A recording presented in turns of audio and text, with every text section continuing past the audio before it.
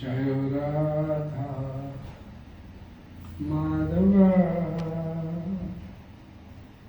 कुंज बिहारी जय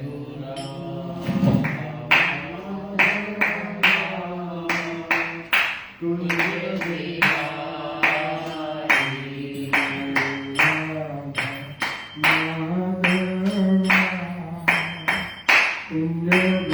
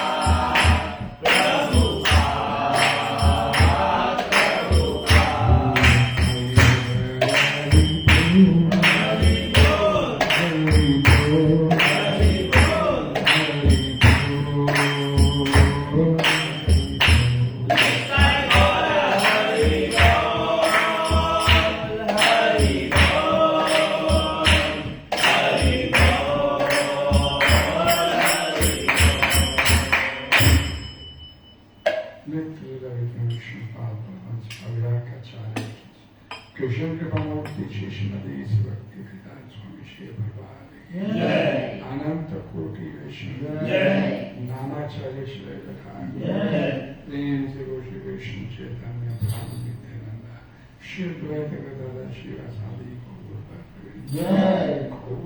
हरि बोल। हरे कृष्ण जय। ओम नमो भगवते वासुदेवाय। ओम नमो भगवते वासुदेवाय। ओम नमो भगवते वासुदेवाय। ओम नमो भगवते वासुदेवाय। ओम नमो भगवते वासुदेवाय। ओम नमो भगवते वासुदेवाय।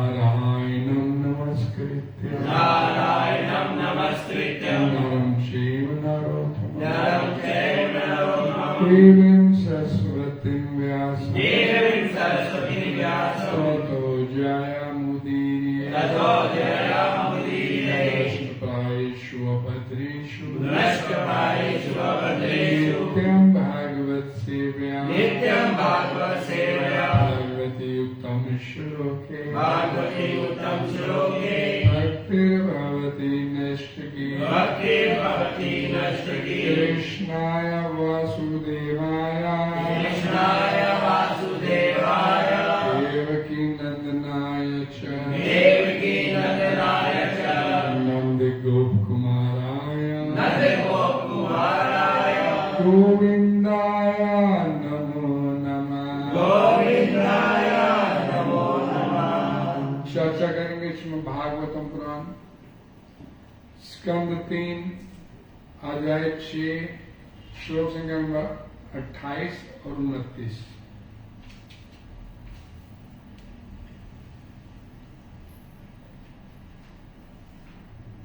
भागवतम पुराण का कोई भी श्लोक बोलना अपने आप में बड़ा मंगलकारी होता है। सभी से प्रार्थना है बोलने का प्रयास कीजिएगा।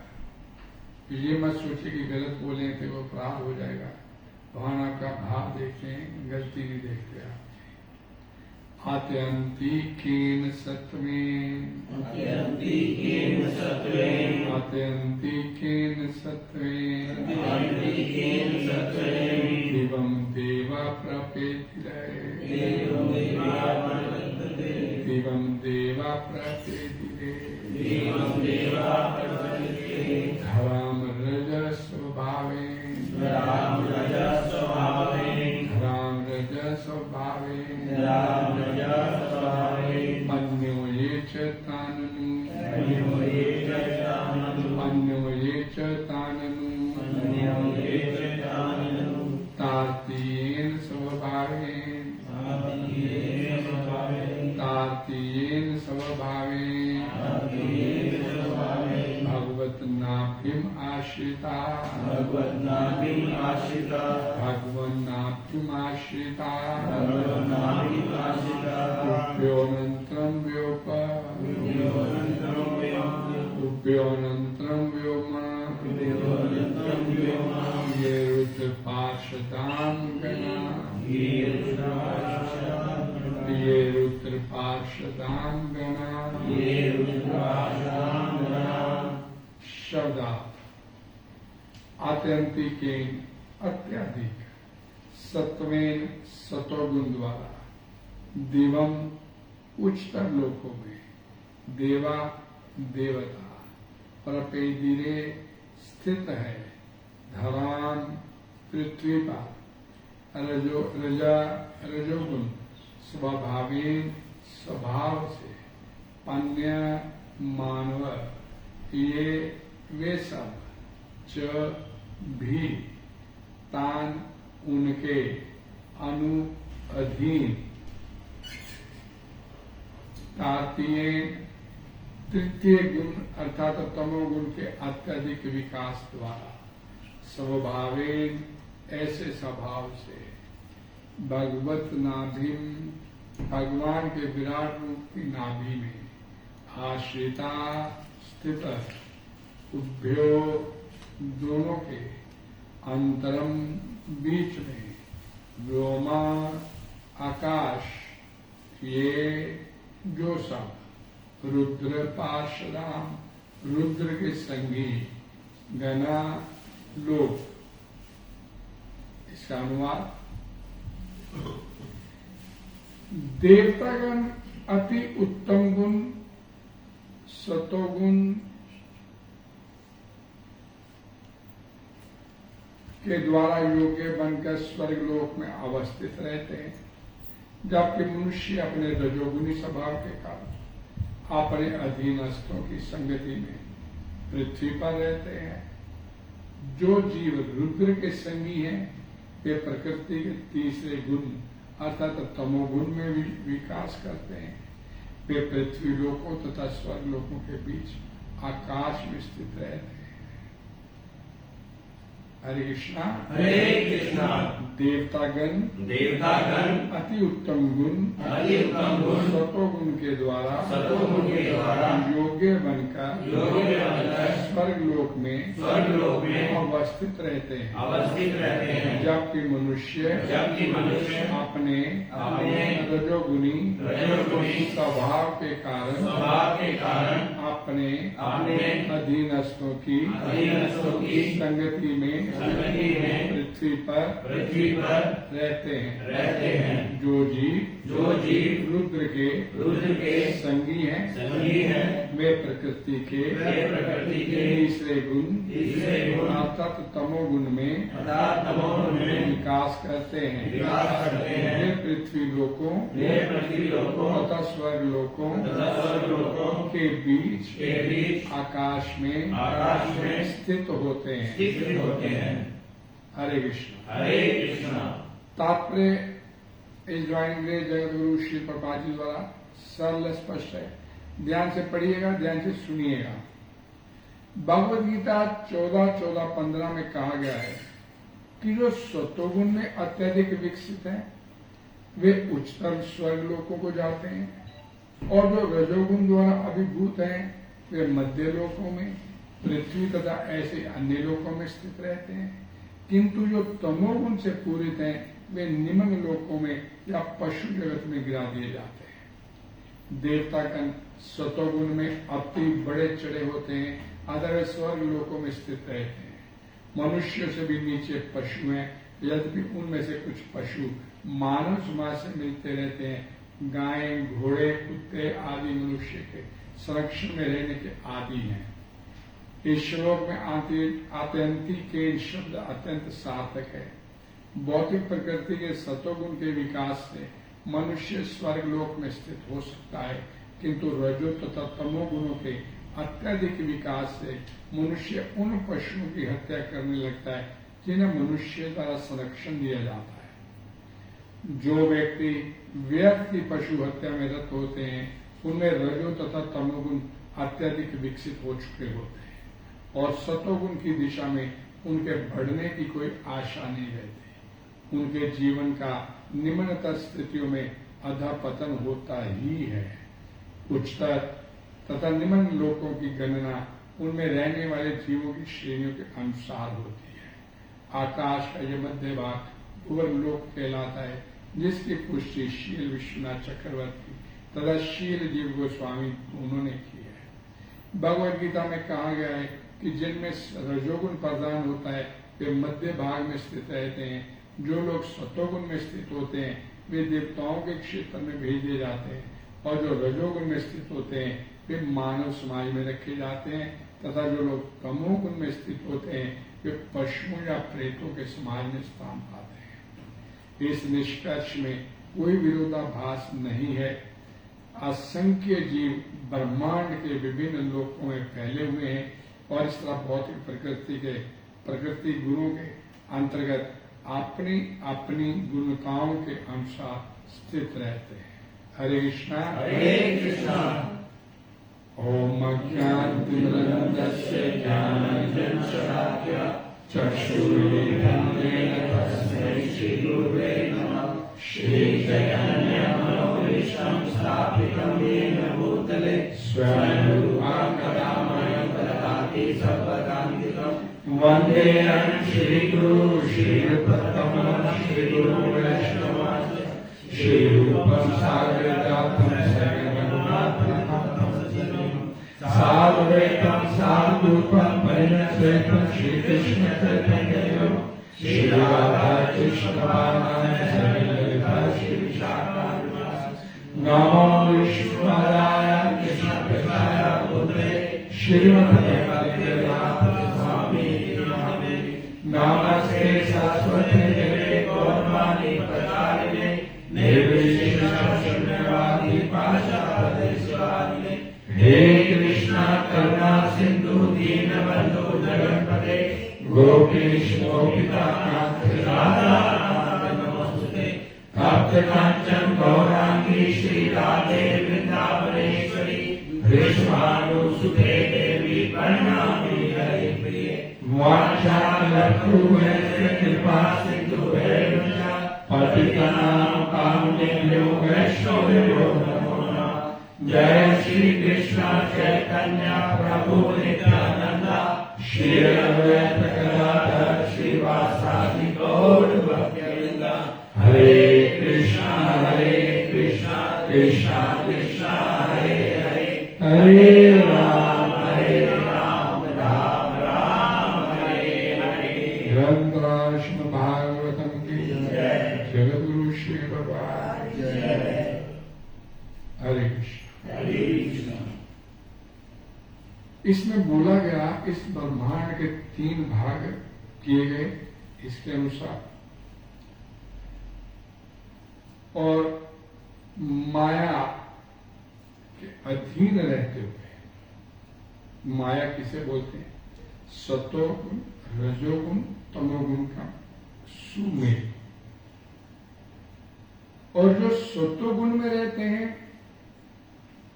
वो इस ब्रह्मांड के ऊपरी भागों में, स्वर्गलोकों में, और जो रजोगुणी लोग हैं वो मध्य भाग में मनुष्य योनि प्राप्त करते हैं, और जो तमोगुणी लोग हैं वो निचले भाग में, और जो सतोगुणी लोग हैं वो देवताओं की योनि प्राप्त करते हैं। जो रजोगुणी लोग हैं पृथ्वी में, इस धरा में, धरा शब्द यूज किया गया, इस पृथ्वी लोक में मध्य भाग में मनुष्य रूप में आते हैं। और जो तमोगुणी लोग हैं वो निचले लोकों में, भूत प्रेत पशु योनियों में चले जाते हैं। यहां पर इस बात का वर्णन किया गया। सतोगुण में जो अत्यधिक विकसित है स्वर्ग में जाएगा, जो रजोगुण है मध्य लोकों, पृथ्वी ऐसे अन्य लोकों में जाएगा, और जो तमोगुण से पूरित है और निम्न लोकों में पशु जगत में गिरा दिए जाते हैं, भूत प्रेतों में करते हैं। चूंकि देवता गुण सतोगुणी होते हैं वो स्वर्ग लोकों में, और यहां पर बोला गया, प्रभुपाद जी लिखते हैं कि आत्यंतिकेन शब्द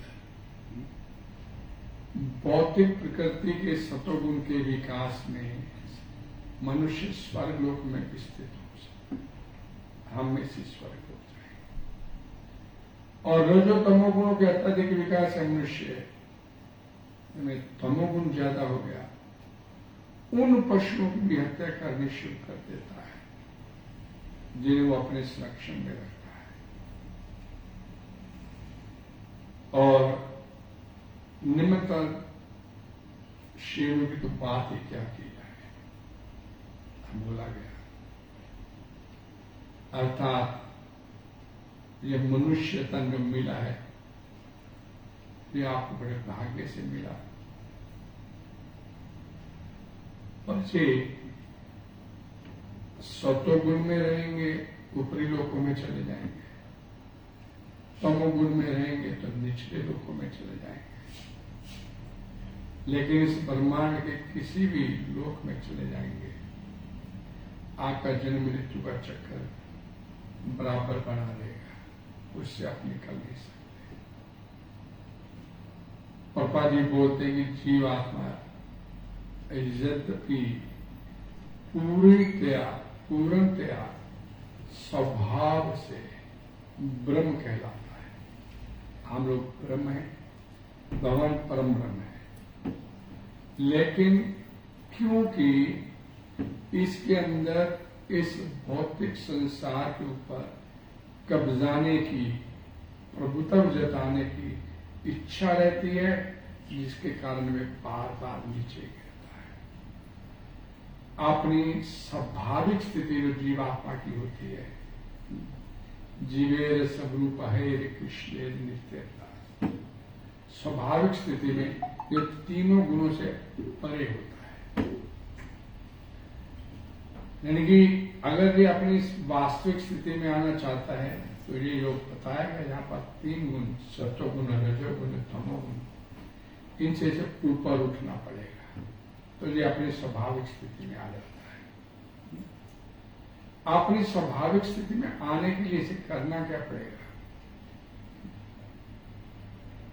माम च योगाभिचारेण भक्ति योगेन सेवते सगुणान समकीर्त्याम ब्रह्म भूयाय कल्पते, ब्रह्म भूयाय कल्पते। अपनी वास्तविक स्थिति ब्रह्म में अपने आप को स्थापित करना, ये जीवात्मा की वास्तविक स्थिति है। लेकिन चूंकि हम इस भौतिक ब्रह्मांड में गिरा दिए गए हैं, हम इन 3 गुणों के अंतर्गत बैठे हैं, निकलना है तो सगुणान समतीत्या, उसे अपने आप को 3 गुणों से ऊपर उठाना पड़ेगा। भगवान गुणातीत कहलाते हैं, मायातीत हैं, गुणातीत हैं, और जीव का जो वास्तविक स्वरूप है, हमारा जो वास्तविक स्वरूप, ये भी गुणातीत ही होना चाहिए। इस ब्रह्मांड से निकलने के लिए पहली कंडीशन है। और निकला कैसे जा सकता है? एक ही रास्ता है,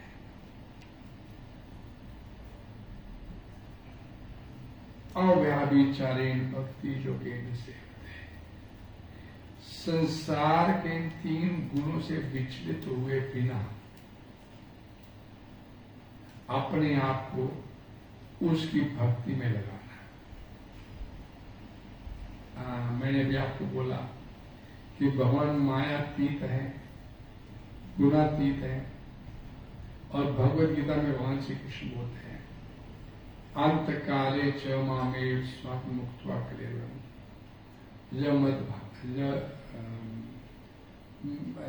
क्लेवरम य प्रजाति समद्भाव मद भावम।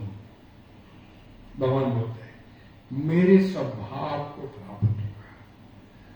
तो हम लोगों के लिए भगवान ने ये शब्द इस्तेमाल किया, मद भावम, कि मेरे स्वभाव को। तो भगवान हमारे लिए इसलिए ये शब्द यूज किया गया कि हमारा जो स्वभाव है इन 3 गुणों से प्रभावित रहता है। और भगवान मायातीत है, गुणातीत है, तो हमारे को भी वो वाला स्वभाव बनाने के लिए मायातीत गुणातीत होना पड़ेगा। बिना मायातीत हुए, बिना गुणातीत हुए बिना आप इस संसारिक जन्म मृत्यु के चक्कर से छूट नहीं सकते। इन्हीं 3 गुणों के संसर्ग में रहने के कारण उसके अंदर भौतिक जगत के ऊपर प्रभुत्व जताने की इच्छा बनी रहती है। एक भगवद गीता में श्लोक आता, भगवान बोलते हैं, कारणम गुणो संगोस्य, कारणम गुणो संगोस्य सत असत योनि जन्मसु। इन 3 गुणों के कारण मैं कभी सत्वगुण में, अभी हम बैठे सब लोग तो सत्वगुण में बैठे हैं, बाहर निकलेंगे रजोगुण में आ जाएंगे, और कोई ऐसी हरकत किया तो तमोगुण में गिरने की कोई बड़ी बात नहीं। तो कारणम गुरु संगोस्य सत असत योनि जन्मसु। भगवान श्री कृष्ण बोलते कि 3 गुणों के संगति के कारण ही हम कभी सत्य और असत्य योनियों में बार बार पैदा होते हैं, बार बार मरते चले जाते हैं। और ये 3 गुण आपको इस ब्रह्मांड में क्या अपना प्रभुत्व जताने की आकांक्षा के तहत अपना काम करते रहते हैं। पूरी तरह से कृष्ण भक्ति में लगे बिना, पूरी तरह से कृष्ण भक्ति में तभी उस दिव्य पद को, उस स्थिति को प्राप्त कर सकते हो जिसकी भगवान श्री कृष्ण भगवद गीता में हमारे से अपेक्षा करते हैं, हमारे से अपेक्षा करते हैं। यह पर्याप्ति समभाव, मेरे स्वभाव तक पहुंचने के और प्रकृति को वश में करने की जो अवैध अनैतिक जो इच्छा हमारे अंदर है, ये भी मिल जाए, ये भी प्राप्त हो जाए, ये भी पहन लो, ये भी खा लो, ये मिल जाए, ये सिर्फ और सिर्फ कृष्ण भक्ति करने से अपने आप अंदर से दूर होती चली जाएगी। आपकी इच्छा ही नहीं करेगी मेरे को इस संसार में कुछ प्राप्त करना है। क्यों? क्योंकि जैसे जैसे आप कृष्ण भक्ति में लगते चले जाएंगे, अंदर जो भोगने की जो इच्छा है, हृदयंतस्थो ही अभद्रानी, भगवान भागवतम पुराण में श्री गोस्वामी बोलते हैं, हृदयंतस्थो ही अभद्रानी विदुनोति सुहृत्स्ताम।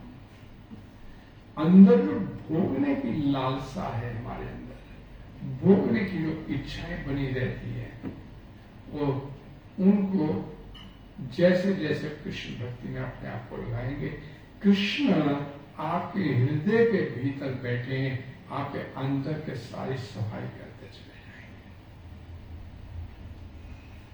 जाएंगे। यानी कि आपको सिर्फ इसकी भक्ति में लगाना है, बाकी का वो अपने ऊपर ले लेता है। इतना वो करुणा सिंधु है कि आपको ज्यादा तकलीफ नहीं देनी चाहता। हम सोचे ना, एक बात ध्यान से समझ लीजिए, हम अगर ये सोचें कि मेरे अंदर तो बड़ी ये भी पापी हूं, मैं इस तरह का भी पाप करता हूँ, ये भी पाप करता हूँ, ये भी पाप करता हूँ, अंदर बड़ा अहंकार है मेरे अंदर, मैं किसी की बात सुन नहीं सकता, मैं किसी की बात को सहन नहीं कर सकता। वो इतना करुणा सिंधु है, आपके अंदर की जो रोग है, जो हम अंदर पाल के बैठे हुए हैं, किसी की बात सुनना नहीं चाहते, अपनी करना चाहते हैं, किसी भी प्रकार की कोई आपके अंदर अवगुण है, विकार है, उनको दूर करने की रिस्पॉन्सिबिलिटी वो अपने ऊपर ले लेता है। मैं कर, आप ये सोचो कि मैं अंदर, मेरे अंदर इस संसार को स्त्री सुख भी मिल जाए, मैं ये भी प्राप्त कर लूं, युवा के मुख पर, कैसा भी कोई वो अपने समर्थ, हमारे अंदर इतना समर्थ नहीं है, मैं अपने पापों को दूर कर पाऊंगा। मतलब ही नहीं अपने बुद्ध का भी सुख करने का प्रयास। एक सिंपली आपको एक छोटा सा एग्जाम्पल देता हूं। एक व्यक्ति डायबिटिक होता है, शुगर हो गया, उसे मालूम है कि मैं मीठा खाऊंगा तो मेरे लिए मौत का कारण बन सकता है, मेरे को ले जाएगा मौत के द्वार तक, लेकिन वो फिर भी इतना ज्ञान होने के बाद कि मैं मीठा खाऊंगा तो मरूंगा, और फिर भी किसी न किसी प्रकार से मीठे को खाने की चेष्टा करता है। कभी किसी शादी ब्याह में चला गया, अपने परिवार के साथ गया, नजर बचा के वो उन स्टॉल की तरफ जाएगा जो उसके खाने के लिए वर्जित होते हैं। फिर मुझे पता है कि मैं इन्हें खाऊंगा तो मेरे लिए नुकसानदेह हो सकता है, इससे बावजूद भी खाता है। ये अपने अंदर ये जो उसे ये मर जाऊंगा ये जानते हुए भी वो अपने अंदर की समृद्धि को काबू में नहीं कर पाता। तो फिर जो भोगने की हमारे अंदर, इस संसार को भोगने की हमारे अंदर जो वृत्ति बनी हुई है, वो कैसे मैं अपने आप को दूर कर पाऊंगा? हो ही नहीं सकती। Never, next impossible. हमारे में इतनी क्षमता नहीं है कि मैं अपने पापों को दूर कर पाऊं, मैं अपनी वृत्ति को सुधार। अपने में एक ही क्षमता है, बाय हुक एंड क्रुक, कैसे भी येन केन प्राकृ, अपने आप को इसकी भक्ति में लगा दीजिए और कुछ नहीं करना। अरे बोला गया, हमारे गुरु महाराज ने बोला 16 माला करनी है, तो 16 माला एक नियम बना ले, भाई सुबह 16 माला किए बिना मैं कुछ खाऊंगा नहीं, ये अपने आप को ये न परा करें, किसकी सेवा में लगा दीजिए। मन लगे चाहे नहीं लगे, मेरे को करना वैसे। मन लगे ना लगे इससे कोई सरोकार नहीं है, पर अपने आप को इधर लगा दीजिए, बाकी रिस्पॉन्सिबिलिटी अपने ऊपर ले लेता, मैं दूर कर लग गया ना इधर। और ये भी नहीं है कि भाई, मैं हमेशा एक बात बोलता हूं कि बहुत पाप करके बैठे, हमारा तो कल्याण ही नहीं हो सकता। ये भी स्थिति नहीं। कतल कुतल करके क्यों नहीं आ गए हम लोग? परिस्थिति नहीं आ गई, लेकिन भले कतल कुतल करके क्यों नहीं आए, को घने पाप करके बैठे, तो भी कृष्ण बोलते हैं अपी चेत सुदुराचार भजते माम। अपने आप को तू मेरी सेवा में अनन्य भाव से लगा दे, अपने आप को मेरी सेवा में तू अनन्य भाव से लगा दे। इसको कितने बड़े से बड़ा पापी क्यों नहीं तू बैठा हुआ, बस एक ये निश्चय करके बैठ जा कि मैंने आपका भजन करना, बाकी काम मेरा कहते हैं। साधु रेव समंता, मैं तेरे को कहूंगा, दुनिया माने ना माने आपको भक्त है, लेकिन मैं मानूंगा। इससे और करुणा सिंधु कैसे कोई हो सकता है? हमारे को निकालने के लिए इस जन्म मृत्यु के चक्कर से हमारे हाथों उठ चुके हैं निकलने के, लेकिन वो कहीं ज्यादा उत्सुक होकर बैठेंगे, मैं कैसे बच्चे को भाग, मेरी संतान है, मेरा बच्चा है, ये भूल गया रास्ता, भटक गया है, लेकिन इसको सीधे रास्ते में लाना, लेकिन अंदर इच्छा करनी पड़ेगी, तब भी निकल पाए। हम इच्छा भी नहीं करें तो वो फिर पॉसिबल नहीं। निकलने की इच्छा करें, जीव की इच्छा सर्वोपरि है, जीव की इच्छा सर्वोपरि है। भगवद गीता में वंश विष्णु कामेशा क्रोधेशा रजोगुण समदो, तेरे अंदर जो भोगने की प्रवृत्ति है, यही तेरे को पाप करने पर मजबूर करती है। लेकिन तू मेरे को सरेंडर कर देगा, मेरे आगे सरेंडर कर देगा, फिर ये मत, हम बोलते ना कि भगवान पता नहीं माफ करेंगे कि नहीं करेंगे, मेरे पाप इतने बड़े हैं, इतने ज्यादा है, भगवान पता नहीं मेरे को माफ करेंगे कि नहीं करेंगे। जब ये सोच अपने दिमाग में उत्पन्न होती है कि भाई घने पाप है, ये माफी, इसका मतलब पाप बड़े हो गए, भगवान छोटे हो गए। भगवान छोटे नहीं, भगवान बड़े हैं। भगवान उतने पाप कर सकते हैं, माफ कर सकते हैं, जितने आप करने की सोच भी नहीं सकते।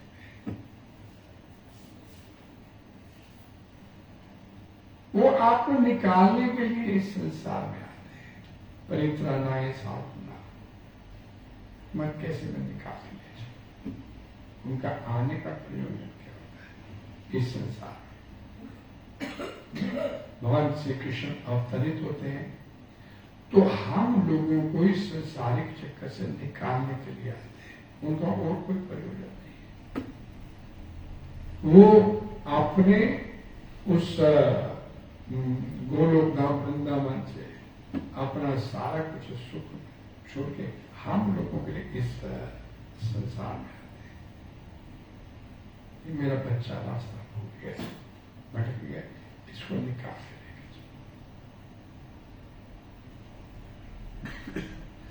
भक्तों की संगति करके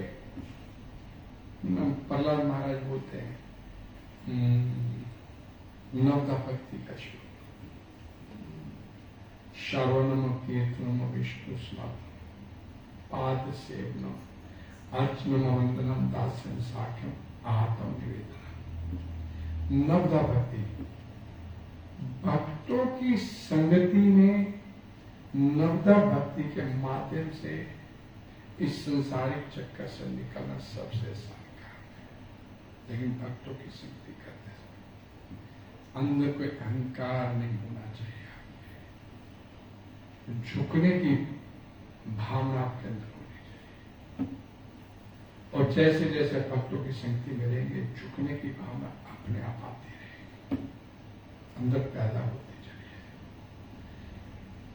ऐसी संगति से तथा अगर आपने गुरु के आदेशानुसार अपने जीवन को चलाना शुरू कर दिया तो ये जो मालिक बनने की हमारे अंदर जो इच्छा होती है धीरे धीरे कमजोर होती चली जाएगी।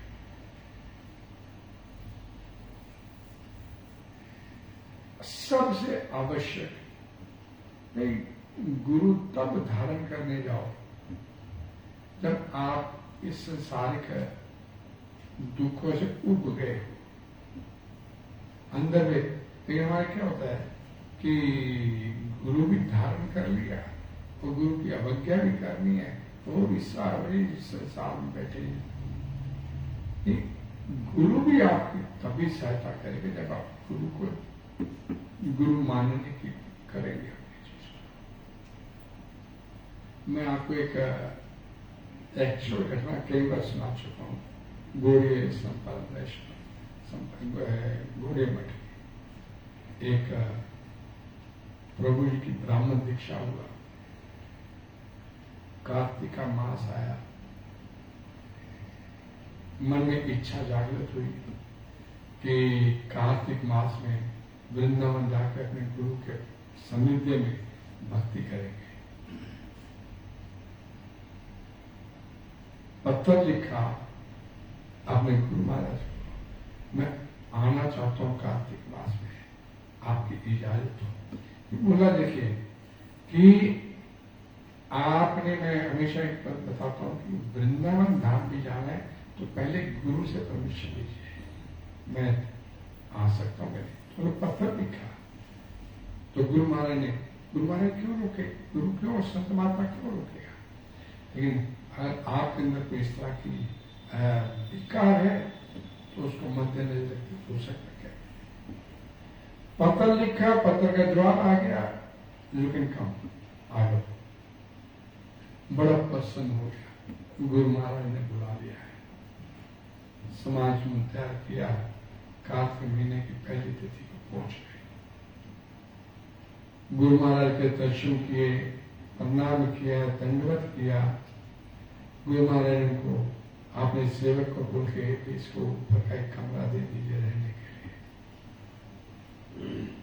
बड़ा मन इतना प्रफुल्लित आनंदित कि पास गुरु महाराज के सानिध्य में पहुंच गए।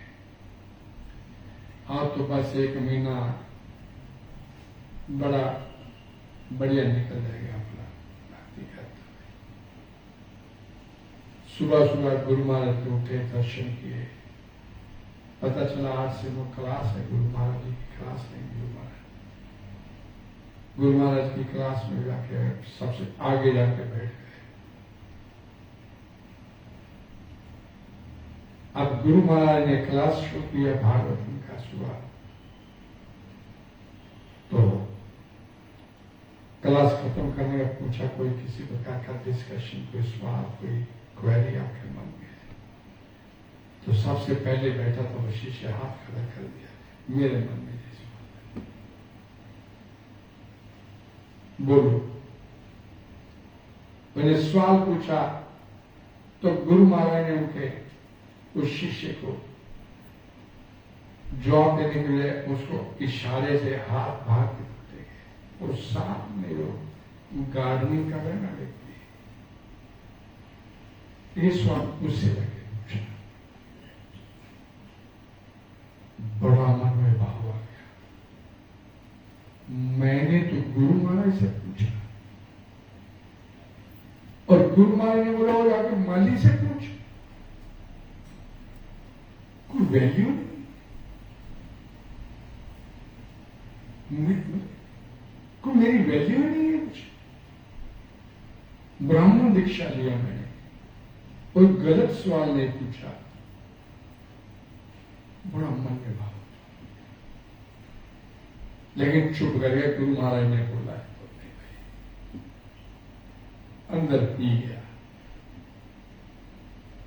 कथा खत्म हुई, सब अपने अपने निकल गए, लेकिन उसका पूरा दिन बड़ा शुभ में निकला। प्रभाव क्या क्या दिन है। गुरु महाराज ने स्वागत जवाब नहीं दिया, आगे बोलो सुमाली से कोई बात नहीं, फिर मन को चले गया। अगले दिन फिर कथा गुरु महाराज, फिर जाके सामने बैठ गया। कथा खत्म हुई, फिर सवाल किया तो गुरु महाराज फिर बोले, उससे सवाल है। अब तो भाई इतने लोगों के बीच में मैंने सवाल किया, मेरी को बैठ गई। अब वो अंदर ही अंदर पी गया, अब कुछ नहीं बोला।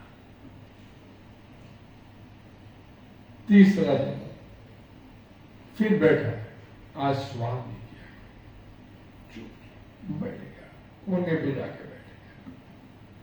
अहंकार होता है जीवात्मा के अंदर, ये जीने नहीं देता अपने आप को। कुछ समय तक मैं भी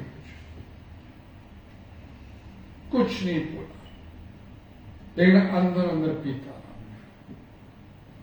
चौथे दिन फिर बैठा, फिर कोई सवाल नहीं, कोने में अब आगे नहीं बैठा, पीछे जाके बैठ गया, कोई सवाल नहीं। लेकिन अब अंदर मन में ये सवाल उत्पन्न हो गया, ऐसे चलेगा तो दोपहर का समय था। गुरु महाराज के देखा कमरे में गुरु महाराज अकेले बैठे हैं। अपने आप को थोड़ी हिम्मत हुई, मेरे जाके अब मैं बात करता हूं, मेरे क्या कमी मेरे अंदर। पहुंच गया गुरु महाराज के घर सामने। मन में बड़ा उत्साह था जब चला था, सब खत्म। कुछ अच्छा नहीं लगता मेरे को। क्या आपसे बड़ी इच्छा लेके चला था कि गुरु महाराज से सवाल करेंगे, पूछेंगे, अपने कोई क्वेरीज है, कोई संदेह है, कोई डाउट है, क्लियर करेंगे। महाराज आपने मेरे को कोई सवाल का जवाब ही नहीं दे रहा, मुनासिब ही नहीं समझा मेरे को, इस काबिल नहीं समझा। लोगों में भाव होता, मैं भी कुछ हूं अंदर, लेकिन मेरे को सामने समझ नहीं आ। तो गुरु महाराज बोले, वो अच्छा अच्छा अच्छा बैठ बिठा। और उस माली को बुला लिया, बाहर बैठा। जो सवाल तुमने मेरे से पूछे थे, अब मेरे सामने इससे पूछो।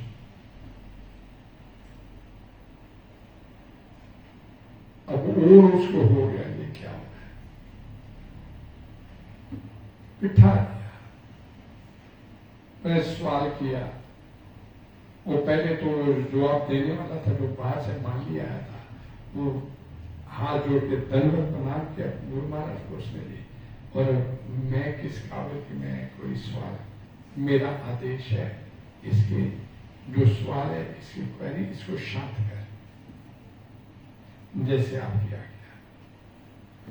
और उस माली ने उस शिष्य के सवालों के जवाब देने शुरू किए, सब प्रकार से शास्त्रों के उल्लेख करते हुए, शास्त्रों के श्लोक बोलते हुए, एक एक उसकी पूरी तरह से उसके सवालों की तसल्ली कराती हुई। ये वो बड़ा हैरान हुआ, मैं इसे माली समझ रहा था और ये इतना क्या। तो गुरु महाराज बोले कि मेरे को मालूम था कि तूने नहीं पूछा होगा। क्यों नहीं पूछा होगा? मैंने तेरे अंदर का अहंकार खत्म करना चाहिए। हम केवल बुलाना बंद कर देते, गुरु को बुला, ले जाओ ठीक है, हम अपने में खुश हैं। तेरे अंदर के अहंकार को खत्म करना चाहता। और जिससे मैंने सवाल करने की बात कर रहा था, ये माली का सेवा करता है यहाँ पर, लेकिन ये तब का इस मठ में जैसा मैं भी नहीं आया था इस मठ, तब से बैठा है। इसे गुरु की पदवी नहीं चाहिए थी, इसे मिली थी, लेकिन इसे छोड़ दिया, नहीं चाहिए, मैं तो सेवा ही करनी चाहता हूं। इस व्यक्ति से मिल, सीख इसे कि अंदर का तेरा अहंकार खत्म हो जाए। इसकी संगति का इस संसार में होता क्या है? एक बड़े कॉमन श्लोक है भगवत गीता के, दो श्लोक बड़े कॉमन है। 18वें अध्याय में बोले कि भगवान द्वारा चेत सा स्वर्गकर्माणी मई सरस्य बुद्धि योगोपाश्यम मच्चिता सततम भाव। हर प्रकार से तुम मेरे ऊपर डिपेंडेंट हो जाए। भगवान बोलते हैं मेरे पे निर्भर होकर भक्ति कर, लेकिन हम तो नहीं निर्भर होते उसके ऊपर।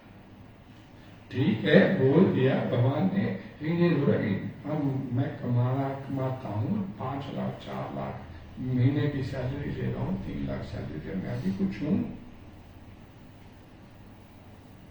भगवान अरे नौकरी छोड़ के बैठ जाएंगे, करके बैठ जाए, इससे थोड़े होता है। अभी रिसेंटली पीछे मैंने आपको बताया था कि HDFC बैंक के एक मैनेजर ने 4-5 करोड़ के अपनी प्रॉपर्टी के सारे कागज लाके इसको दिल्ली मंदिर में जमा करा दिए।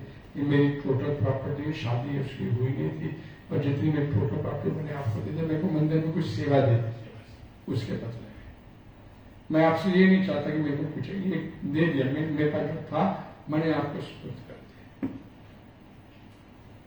खाली होके जाओ, जाना तो गुरु के बाद। ये अंदर ये जो विकार लेके जाते वो बेड़ा गर्क कर देते हैं।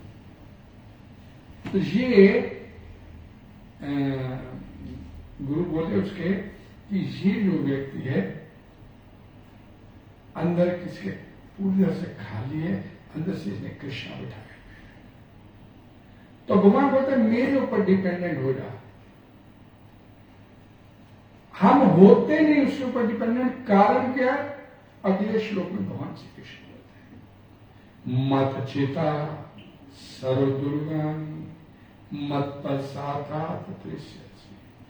अगर तू डिपेंडेंट हो गए मेरी भक्ति में लग जाएगा, तेरे अंदर में जितने विकार हैं, जितने दोष हैं, जितने अवगुण हैं, वो उनको सब कुछ पार कर जाएगा मेरी कृपा से। मत प्रसादात तृष्यसि, मेरी कृपा से तू पार पा जाएगा। से तो मेरा नाम पकड़ ले बस, अंदर के दोष मैं कर लेती। अर्थ चेतत्वम अहंकाराम, अर्थ चेतत्वम अहंकाराम। लेकिन अगर तुमने अहंकार वश, ईगो वश मेरी बात को नाश्योसी नहीं सुना, गया तो और यही हो रहा है। अंदर की ईगो हमारे को उठने नहीं देती, अपने आप को अलग समझते, हम तो कुछ अलग है, अलग थलग होकर चलना चाहते हैं, जीने नहीं देती। ये अहंकार उठने नहीं देता जीवात्मा को अंदर से।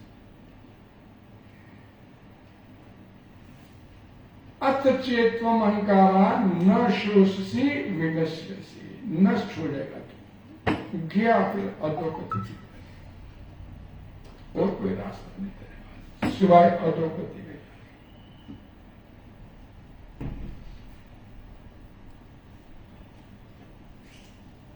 नवदा भक्ति की संस्तुति भगवद गीता के 12वें अध्याय में भगवान श्री कृष्ण 13 से लेके 20 नंबर तक के श्लोक है श्रीमद् भगवद गीता के। लेकिन भगवान बोलते हैं कि ये गुण होने चाहिए मेरे भक्तों के अंदर, नवदा भक्ति अरे सारे। भगवान की भक्ति अतीव सरल, इससे अधिक सरल कुछ है ही नहीं इस संसार में। यानी कि जैसे बोलते ना कि आनंद लेते हुए उसकी भक्ति में अपने आप को स्थापित करना, भगवान की सेवा में लगाइए। सबसे पहली सबसे बड़ी सेवा, सेवा ने मुखो ही की बात हो, उसके नाम से, इससे बड़ी इससे वो कोई सेवा है, नाम से।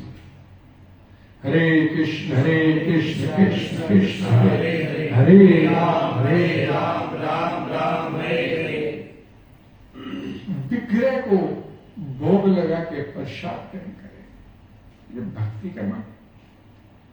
मैं कितनी सरल है ये भक्ति करनी, वहां में भोग लगा के प्रसाद खाए, भगवान के चरण कमल पर चढ़े हुए पुष्पों की सुगंध ले, भगवान के लीला स्थल धाम मथुरा वृंदावन अयोध्या के दर्शन करें, भगवान के विभिन्न कार्यकलापों और उनके भक्तों के साथ उनके प्रेम विनिमय के बारे में पढ़े, भगवान और भगवान के भक्तों की कथाएं सुने पढ़े। इसमें क्या मुश्किल है, ये सारा करना।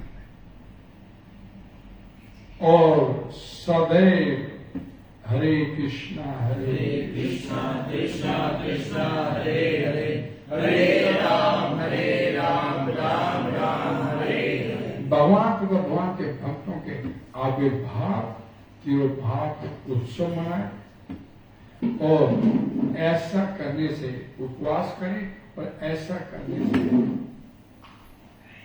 उसका समूचा जीवन अपने आप बदलता चला जाए। तो कोई रास्ता नहीं। किसी व्यक्ति के अंदर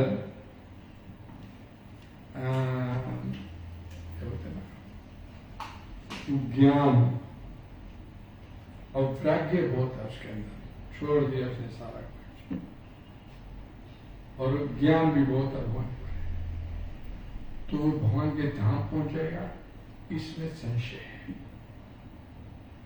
लेकिन अगर उसके अंदर भक्ति है, ज्ञान वैराग्य भी नहीं है, उसके भगवत धाम पहुंचने की संशय नहीं है उसके, और पहुंचेगा। हरे कृष्णा कृष्णा कृष्णा कृष्णा हरे हरे, हरे राम राम राम हरे हरे। कोई डिस्कशन?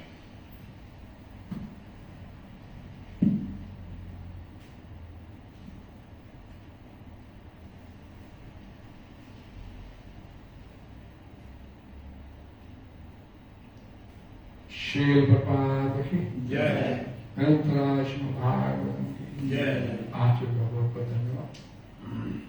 अगली कथा कल सुबह 9 से 9 श्री भागवतम की इसी स्थान